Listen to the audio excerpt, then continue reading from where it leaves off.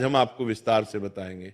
पूजा मंदिर में कौन सी चीजें रखना शुभ है और कौन सी अशुभ, दीपक कितने बजे जलाना चाहिए और जलाते समय कौन सा मंत्र बोलना चाहिए, घंटी कब बजानी है, सुबह या शाम, और कितनी बार, शंख कब और कैसे बजाना चाहिए, और बजाते समय किस मंत्र का जाप करना चाहिए, दीपक रोज धोना चाहिए या नहीं, मंदिर में कितनी मूर्तियां रखनी चाहिए और क्यों। ये 7-8 बातें छोटी लग सकती हैं, लेकिन इनका असर आपकी किस्मत पर सीधा पड़ता है।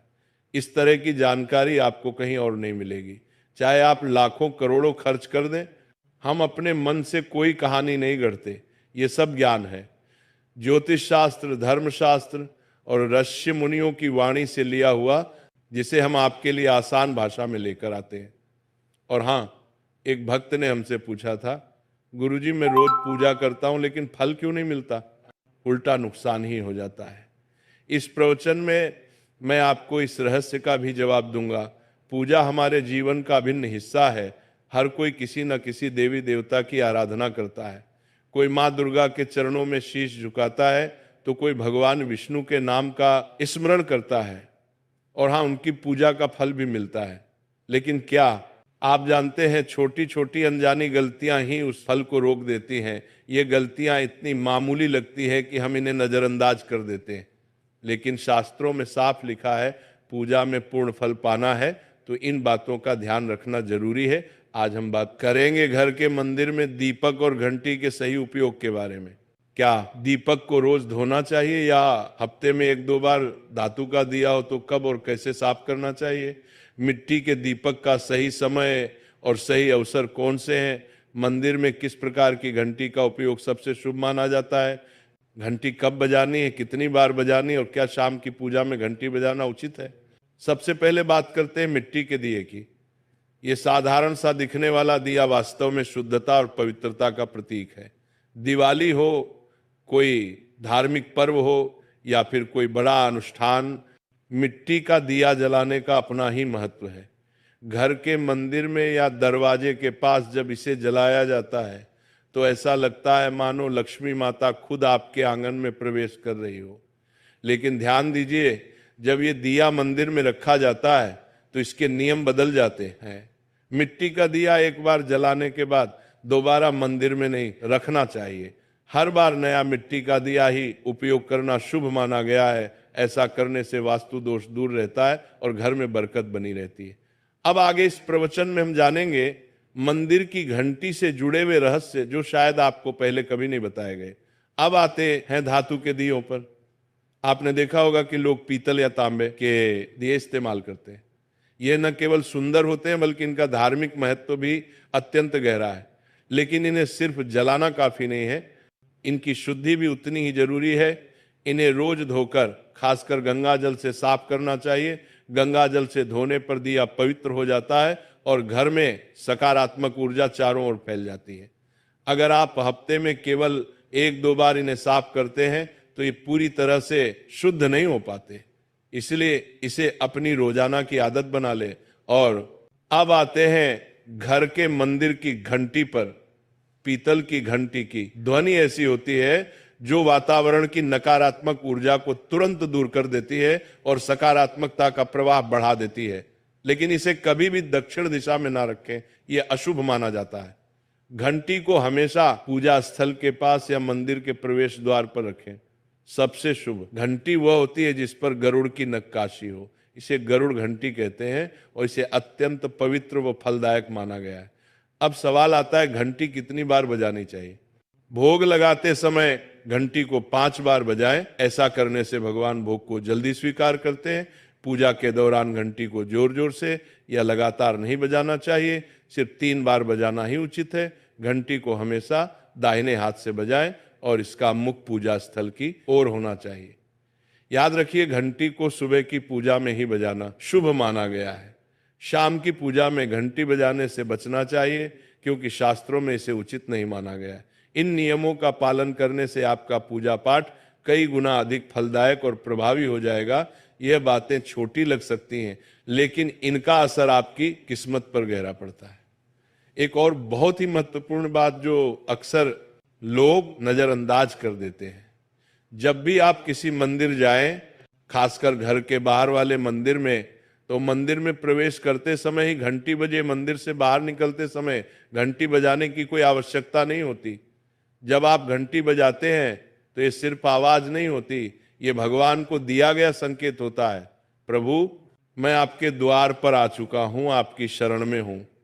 एक बार घंटी बजाने का मतलब है कि आपने भगवान के दरबार में प्रवेश कर लिया है और पूजा आरंभ कर रहे हैं। 2 बार घंटी बजाने का अर्थ है कि आप अपनी प्रार्थना, अपने मन की बात सीधे भगवान के समक्ष रख रहे हैं। अब हम आपको कुछ ऐसी बातें बताने जा रहे हैं जिन्हें शायद आपको कोई ना बताए, इसलिए इन बातों को ध्यान से सुनिए, क्योंकि ये आपके पूजा पाठ को और भी अधिक फलदायी बना सकती है। अब आइए जानते हैं पूजा मंदिर के कुछ आवश्यक नियम। पूजा करते समय आपका मुख हमेशा पूर्व दिशा की ओर होना चाहिए। ये दिशा सबसे शुभ मानी जाती है, क्योंकि यहाँ से सूरज की पहली किरण आती है जो सकारात्मक ऊर्जा से भरी होती है। पश्चिम की ओर मुख करके भी पूजा की जा सकती है, लेकिन पूर्व दिशा का लाभ कई गुना अधिक है। घर की सीढ़ियों के पास पूजा घर बनाना अशुभ माना गया है, क्योंकि वहां नकारात्मक ऊर्जा का प्रवाह अधिक होता है। भगवान का आसन हमेशा आपके आसन से ऊंचा होना चाहिए, कम से कम 10 इंच ऊंचा। भगवान की प्रतिमा को सीधे जमीन पर रखना अशुभ माना जाता है। ऊंचा आसन पूजा स्थल में सकारात्मकता और ऊर्जावान माहौल बनाए रखता है। पूजा करते समय हमेशा चटाई या आसन पर बैठे। ये न केवल आरामदायक है, बल्कि ध्यान और श्रद्धा को भी स्थिर रखता है। ध्यान दें कि आपका आसन भगवान के आसन से ऊंचा ना हो, इससे भगवान के प्रति आदर और विनम्रता बनी रहती है।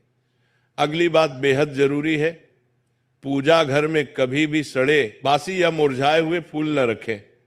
मुरझाए फूल पूजा में अशुभ माने जाते हैं, क्योंकि वे नकारात्मक ऊर्जा को बढ़ाते हैं। हमेशा ताजे, सुगंधित और खिले हुए फूल ही भगवान को अर्पित करें। जब फूल मुरझा जाएं या काले पड़ जाएं तो उन्हें सम्मान पूर्वक मिट्टी में दबा दें।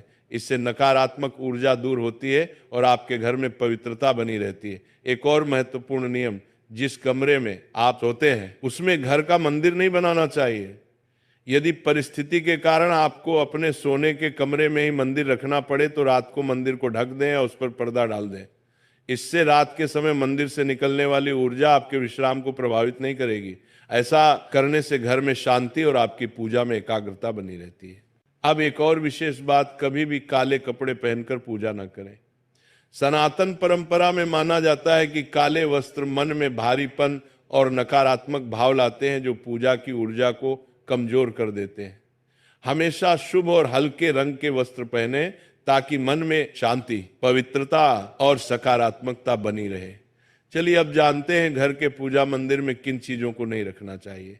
किसी भी देवी देवता की एक ही तस्वीर या मूर्ति रखें। एक से अधिक तस्वीरें ऊर्जा का संतुलन बिगाड़ सकती हैं और पूजा का प्रभाव कम कर सकती हैं। एक ही रूप को स्थान दें, ताकि भगवान की ऊर्जा पूरे मन से आपके जीवन में प्रवाहित हो। घर में शिवलिंग रखना अत्यंत पवित्र माना जाता है, लेकिन इसे सही दिशा में रखें। हमेशा उत्तर या पूर्व दिशा में रखें और स्वच्छ स्थान पर ही स्थापना करें। इसे शोरगुल या गंदे स्थान पर कभी ना रखें। भगवान की टूटी हुई मूर्तियां या फटी तस्वीरें पूजा स्थान से तुरंत हटा दें। टूटी मूर्ति पवित्रता को कम करती है और सकारात्मक ऊर्जा के प्रवाह में बाधा डालती है। इसे शास्त्र सम्मत तरीके से त्याग दें। शंख भगवान की कृपा का प्रतीक है। गोमती चक्र से घर में समृद्धि आती है और जल से वातावरण शुद्ध होता है। जल को रोज बदलें और इन पवित्र वस्तुओं को हमेशा साफ रखें। रोज पूजा स्थल की सफाई करें। गंदगी से नकारात्मक ऊर्जा आती है और ध्यान भंग होता है। स्थान को सुंदर, सुव्यवस्थित और सुगंधित रखें, ताकि मन सहज रूप से भगवान में लग सके। अब आइए जानें कि हमारे घर के पूजा मंदिर से जुड़े कुछ ऐसे नियम जिन्हें मानना बेहद जरूरी है। सबसे पहले, पूजा स्थान हमेशा घर के शांत और पवित्र कोने में होना चाहिए, और अगर वह उत्तर पूर्व दिशा में हो तो सबसे उत्तम है। यह दिशा घर में सकारात्मक ऊर्जा का संचार करती है और आपकी पूजा को और प्रभावशाली बनाती है। ध्यान रहे, पूजा स्थल कभी बेडरूम या रसोई के पास ना हो। ये स्थान दैनिक कार्य और हलचल से भरे होते हैं, जहां नकारात्मक ऊर्जा भी पनप सकती है। मंदिर के आसपास का वातावरण हमेशा साफ सुथरा और सुव्यवस्थित रखें, ताकि आपका मन पूजा में एकाग्र हो सके। अब बात करते हैं दीपक और उनसे जुड़े महत्वपूर्ण नियमों की। दीपक जलाना सिर्फ एक परंपरा नहीं, बल्कि ये भगवान के आशीर्वाद और कृपा का प्रकाश है, जो आपके घर और जीवन में उजाला भर देता है। दीपक को हमेशा भगवान की मूर्ति के सामने रखें, ताकि उसकी रोशनी सीधे भगवान तक पहुंचे और आपके पूजा स्थल को पवित्रता से भर दे। याद रहे, टूटा हुआ दीपक कभी न जलाएं, और पूजा के समय एक साथ 2 दीपक, खासकर तेल और घी के भी ना जलाएं, क्योंकि दोनों की ऊर्जा अलग होती है और गलत तरीके से जलाने से पूजा की शक्ति कम हो सकती है। वास्तु के अनुसार घी का दीपक बाईं ओर और तेल का दीपक दाईं ओर रखना शुभ होता है, लेकिन ध्यान रहे, दीपक कभी भी पश्चिम दिशा में ना रखें। दीपक के लिए उत्तर या पूर्व दिशा सबसे अच्छी मानी जाती है। साथ ही बत्ती का मुंह भी हमेशा इन दिशाओं की ओर होना चाहिए, ताकि सकारात्मक ऊर्जा का प्रवाह और अधिक बढ़ सके। घी के दीपक में रुई की बत्ती और तेल के दीपक में लाल मौली की बत्ती का प्रयोग करें। रुई की बत्ती से प्रकाश स्थिर और शुद्ध होता है, जबकि लाल मौली वाले बत्ती से वातावरण में शुभ ऊर्जा का संचार होता है। नवरात्रि या विशेष अवसरों पर माँ दुर्गा और माँ लक्ष्मी के सामने गोल बत्ती का दीपक ना जलाए, क्योंकि इसे अशुभ माना जाता है। और एक नियम याद रखें, घी का दीपक जलाने के तुरंत बाद तेल का दीपक ना जलाएं। इनके बीच थोड़ा अंतर रखें, ताकि वातावरण में संतुलन और पवित्रता बनी रहे। इन छोटे छोटे नियमों का पालन न सिर्फ आपके घर में शांति और समृद्धि बनाए रखेगा, बल्कि आपकी पूजा को भी अधिक फलदायी बना देगा। अब 6वीं बात ध्यान से सुनिए। दीपक हमेशा उसी समय जलाना चाहिए जब भगवान जाग रहे हों। जैसे सुबह के शांत और पवित्र समय में जब पहली किरणें धरती को छूती हैं, उस समय पूजा करते हुए दीपक जलाएं। फिर शाम को आरती के समय, जब दिन की थकान ढल रही हो और वातावरण शांत हो रहा हो, उस समय का दीपक वातावरण को और भी पवित्र कर देता है। ये दोनों समय सिर्फ पूजा के लिए ही नहीं,